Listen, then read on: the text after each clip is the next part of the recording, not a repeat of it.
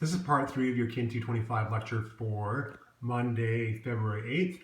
So I've gone over the first 2 applications for electromyography, and in this part I'm going to go over how you can use electromyography for assessing muscle strain during different work situations. And this is important for injury prevention.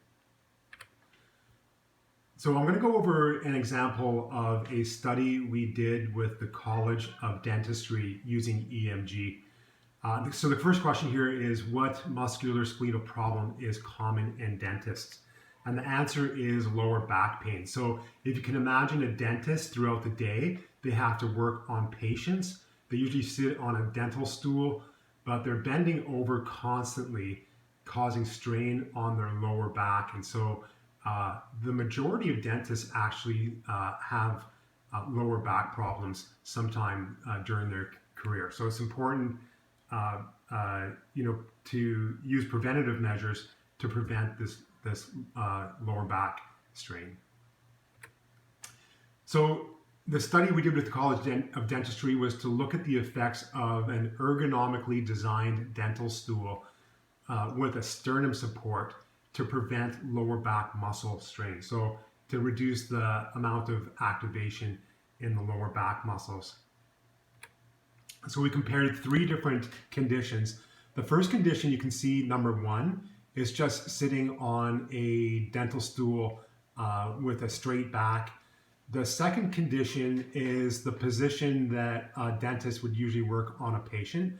So sitting on the dental stool and bending forward a little bit.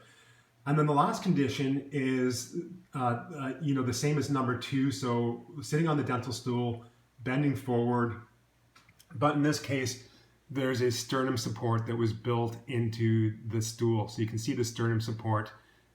Theoretically, that support would take the strain off the lower back, and that's what we tested with EMG. So this is the results of our study. You can see it's actually published in a Occupational Safety and Ergonomics journal. You can see condition 1, this graph shows the activation of the lower back muscles with EMG. You can see condition 1, relatively low activation when the person was sitting upright. Condition 2, you can see almost a doubling of the activation of the lower back muscles while the person is bending over on a normal dental stool. And then you can see that using that sternum support completely canceled out that extra EMG. So they're back to the same amount of EMG as condition 1.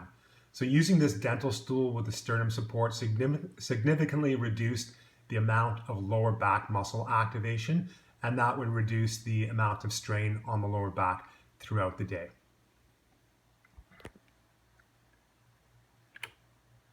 And the last thing I'll leave you with is, if you have a chance to just download this YouTube video.